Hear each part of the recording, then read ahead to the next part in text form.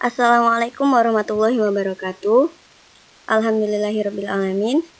Pada kali ini saya, Apriani dari BSA 5A, akan melakukan presentasi dalam mata kuliah Psikolinguistik. Dan tema kita kali ini adalah pemerolehan bahasa dan juga proses bahasa. Baiklah teman-teman, untuk materinya silahkan disimak baik-baik ya. Bahasa merupakan alat untuk manusia dapat berinteraksi dengan sesamanya.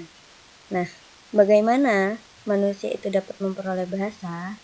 Sebelum kita mengetahui bagaimana caranya, kita akan memahami dulu apa sih itu pemerolehan bahasa. Nah, pemerolehan bahasa adalah proses tertentu yang dilakukan otak manusia dalam memperoleh bahasa yang didapat dari hasil interaksi dari luar, lalu kemudian diolah sesuai dengan kemampuan dan pertumbuhan otak manusia. Nah, dapat disimpulkan bahwa pemerolehan bahasa itu bisa diartikan sebagai proses manusia dalam memahami atau mencerna bahasa, baik itu dari luar, yang kemudian diolah dengan kemampuan otak manusia. Selanjutnya beralih ke teori pemerolehan bahasa.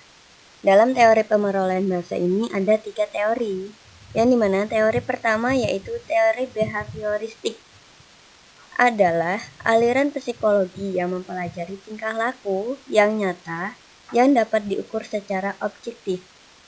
Nah, dalam teori ini perilaku bahasa yang aktif sebagai wujud tanggapan yang tepat terhadap stimulus.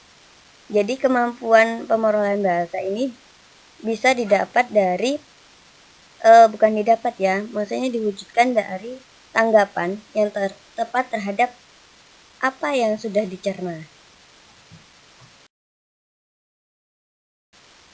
Yang kedua, teori pemerolehan bahasa yaitu teori nativis, yang merupakan pemerolehan bahasa yang sudah ditentukan dari sananya. Sebenarnya manusia itu memiliki kemampuan belajar bahasa yang dibawa sejak lahir, yang disebut dengan jihad iktisab atau language acquisition device atau LAD.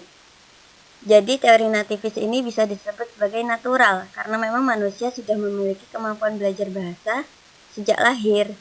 Jadi yang teori pemerolehan bahasa ini bisa diartikan sebagai teori yang natural.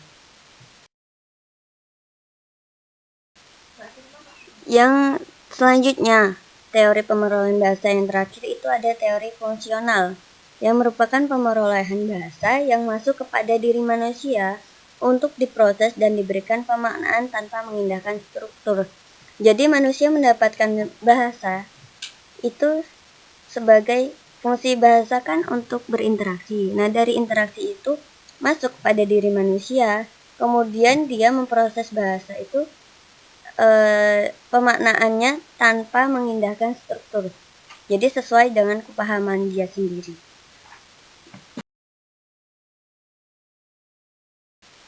Baiklah teman-teman, sekiranya itu tadi penjelasan dari saya mengenai pemerolehan bahasa dan juga proses bahasa.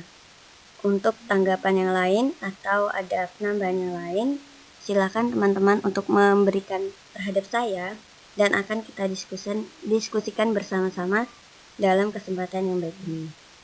Baik, terima kasih atas perhatiannya. Wassalamualaikum warahmatullahi wabarakatuh.